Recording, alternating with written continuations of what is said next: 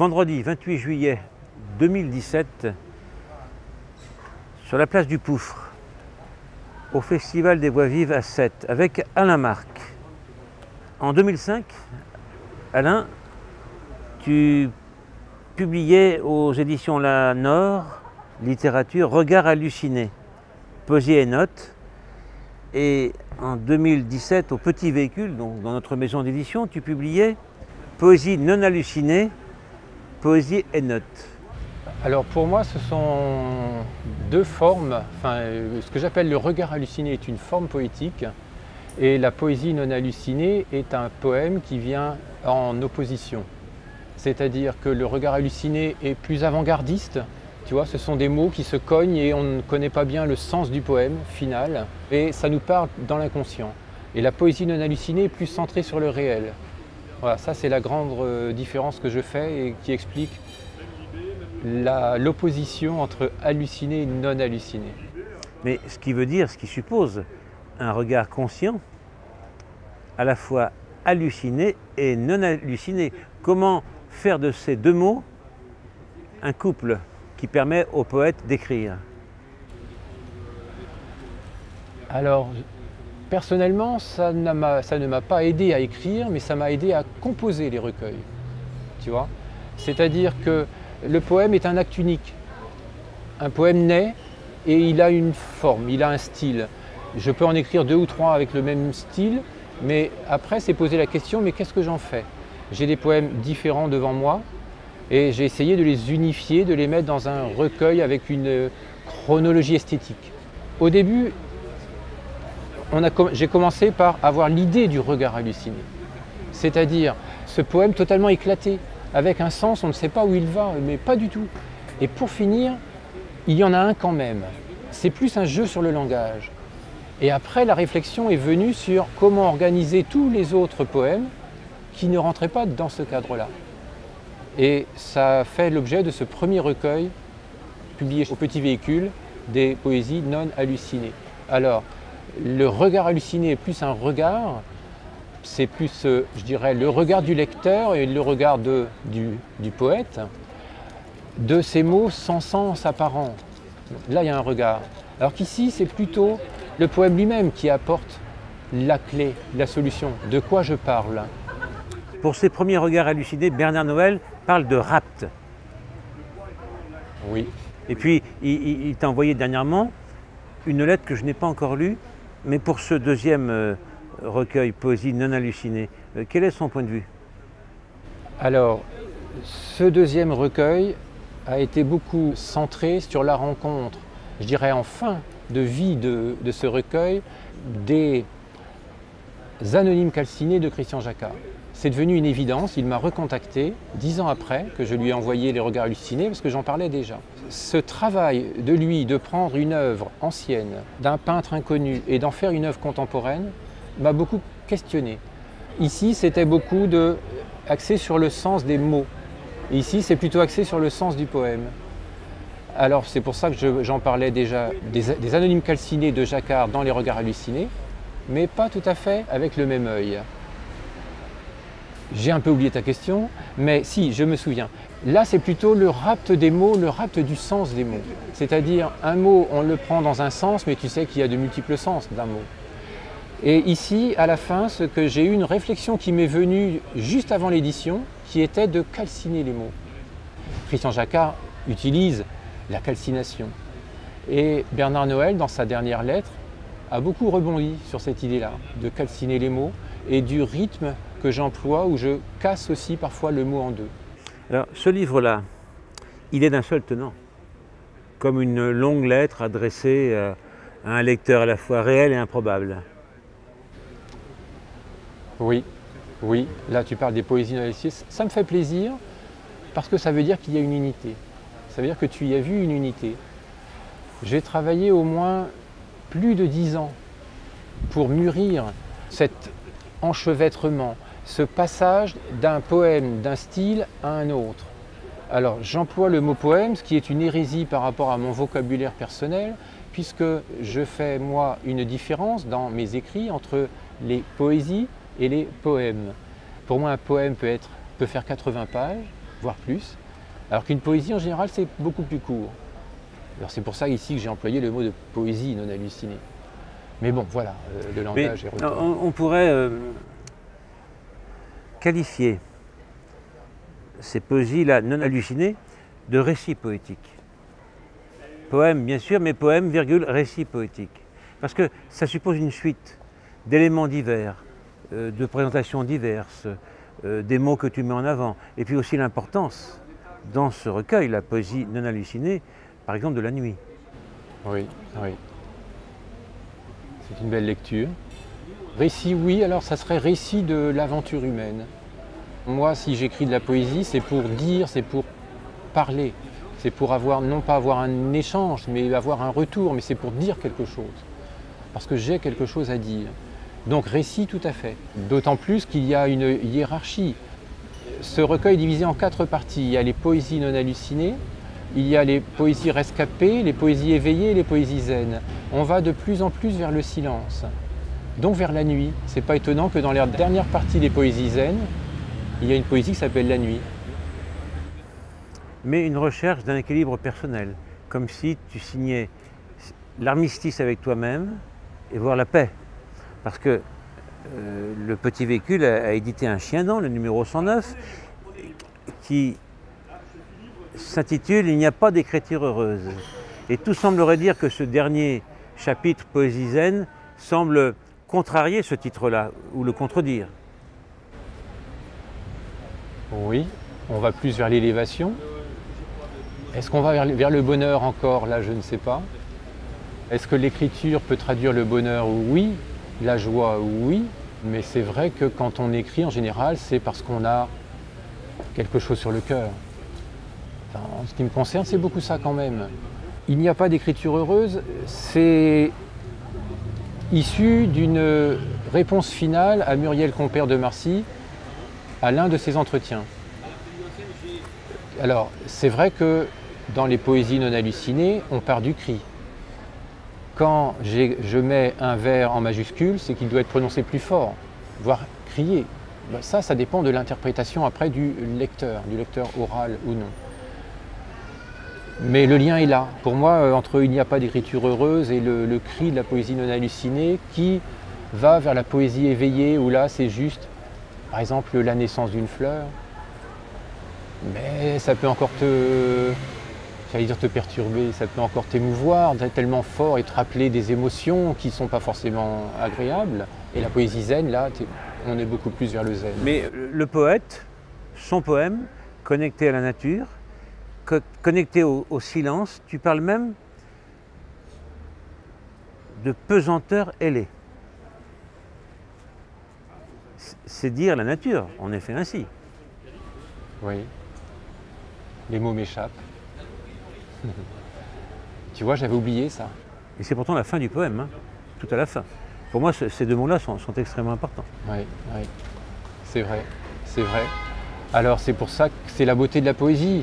Moi, j'oublie assez souvent les choses, j'oublie aussi ce que j'ai écrit. Ça, ce sont des poésies qui ont été écrites il y a parfois fort longtemps. Les premières doivent dater des années 83, 84, tu vois, c'est pour dire que c'est ancien. Mais il y a eu ce retravail du verre comme une sculpture qu'on repolit, tu vois, qu'on repolit juste un petit angle et qui change tout. Donc ça, c'est le travail pour arriver à aujourd'hui, à 2017 et cette édition.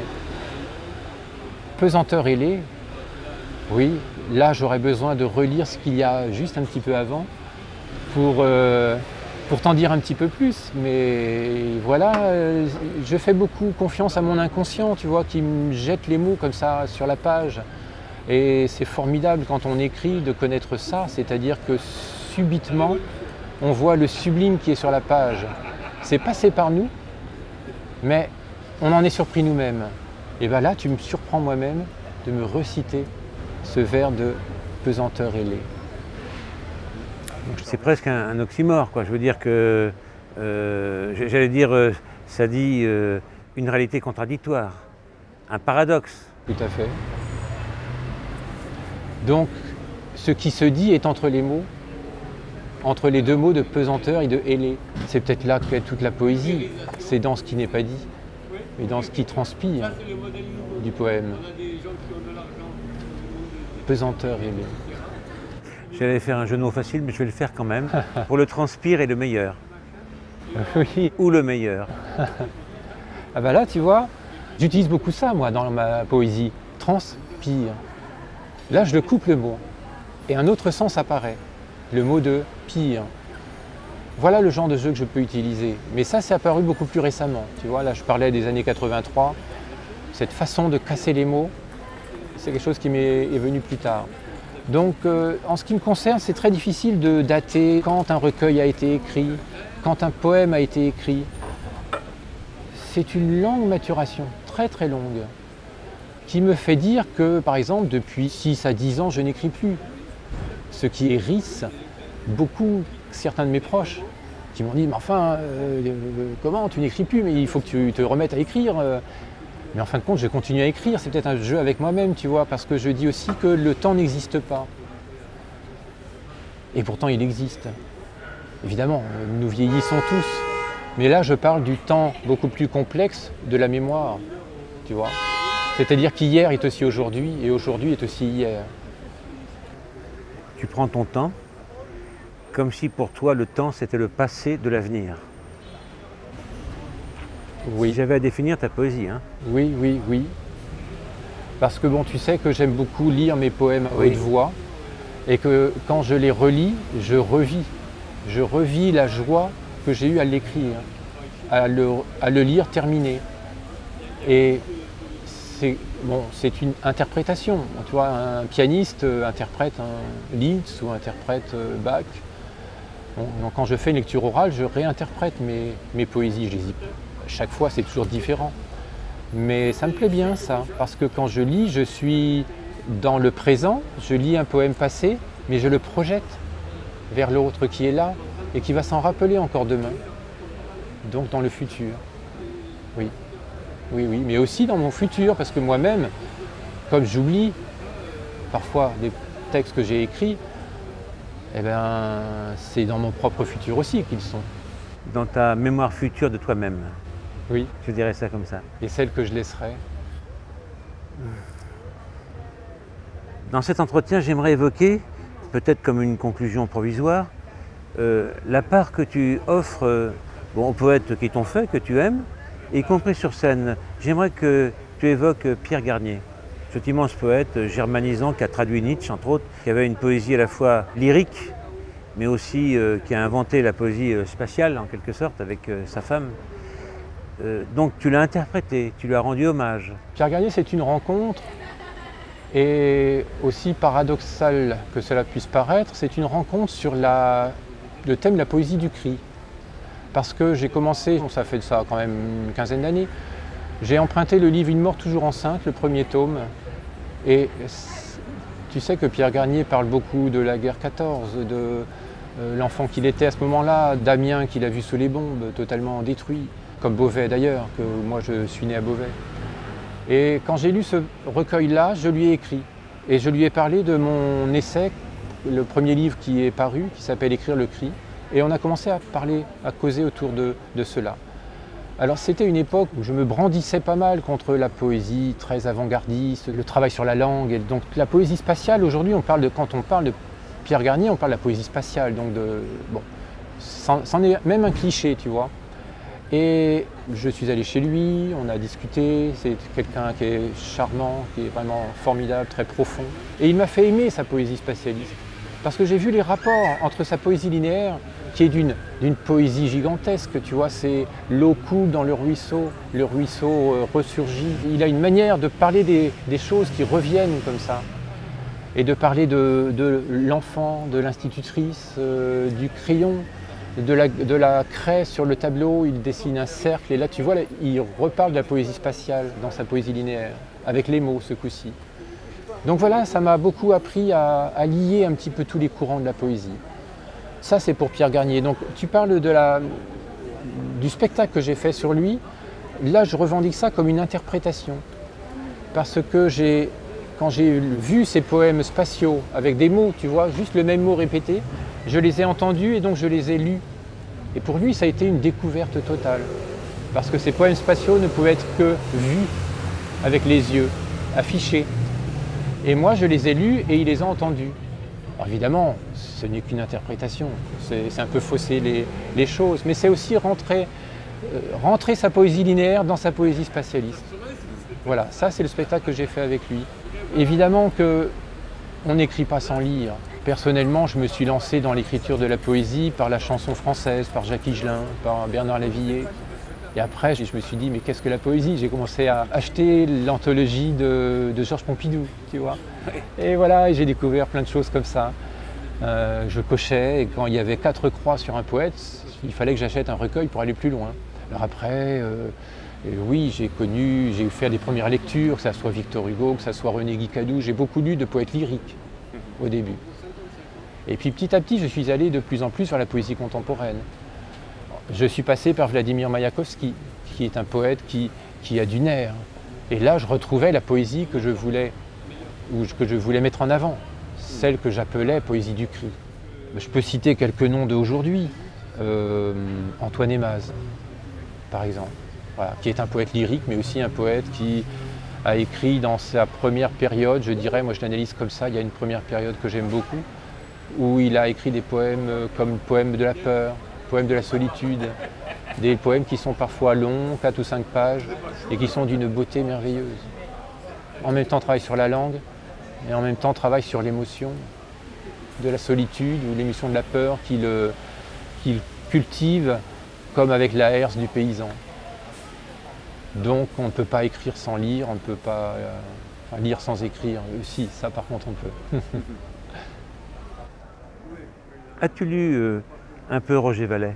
Oui, dernièrement, parce que tu sais qu'on est de la même ville. Bien sûr, c'est pour ça que j'évoque Roger Vallet, qui a mis en page ton livre, parce que je suis un de mes amis et collaborateurs très proches. Oui, oui. Tout à fait, c'est une prose poétique, tout compte fait. Quelqu'un qui parle de la vie très simplement. Là, je refeuilletais l'un de ces derniers recueils que tu as publié, et je voyais des photos qui me refaisaient partir vers les maisons en briques de notre Oise natale. Je voyais un potier qui nous est proche, je voyais certaines choses, je voyais aussi une petite compagnie théâtrale. Voilà, c'est quelqu'un qui aime les marionnettes, c'est quelqu'un qui aime aussi un ami qui a créé un théâtre paysan. Roger Vallet, c'est un petit peu tout ça en même temps. C'est l'écriture poétique de la vie, c'est comme ça que je le traduirais. Oui, oui. Revenons à cette lecture d'un seul bloc, ou disons d'un seul tenant, des poésies non hallucinées. Est-ce qu'on ne peut pas dire que ton écriture serait un palimpseste dans lequel, avec les années, tu as plongé très loin les mains et les doigts de tes regards pour aller chercher ce livre-là précisément? Oui, c'est pour ça que j'ai beaucoup aimé ce travail de Christian Jacquard. Tu vois, dans Les Regards hallucinés, je parle de son travail en même temps en mêlant Gérard Genette, qui a écrit un livre qui s'appelle Palimpseste, et qui a écrit les mots derrière les mots, ces expressions, tu parlais de quels sont les poètes que j'ai lus. C'est vrai que parfois il nous arrive d'avoir un vers qui vient en tête ou une image, et en fin de compte c'est quelque chose qui nous vient d'une résurgence d'une lecture qui nous a été passionnée. Donc c'est toujours un palimpseste. Je suis même surpris moi-même quand maintenant je présente ce recueil-là aujourd'hui, qui est parfois ancien, et que je vois la réaction des lecteurs ou des lectrices qui m'entourent, de voir que je suis vraiment nu sur ce recueil. C'est-à-dire que c'est évidemment des émotions très fortes de ma vie qui sont dedans. Je parle de ma maman qui est très présente là. Et ça, j'en ai été très surpris. Donc c'est un palimpseste continuel d'une vie unique, c'est-à-dire la mienne, mais que par la poésie, je veux rendre universelle, évidemment. Et que je veux toucher l'autre, et je dirais débloquer un blocage chez l'autre, s'il l'a. Tu vois, une fois j'ai fait une lecture, et une jeune personne est venue me voir à la fin, et elle avait encore une petite larme qui coulait. Elle m'a dit « Vous m'avez ému, vous avez lu un poème sur votre père », et elle était au bord des larmes. Ça justifie le fait d'être un poète. Oui, oui, tout à fait. C'est pour ça que j'écris.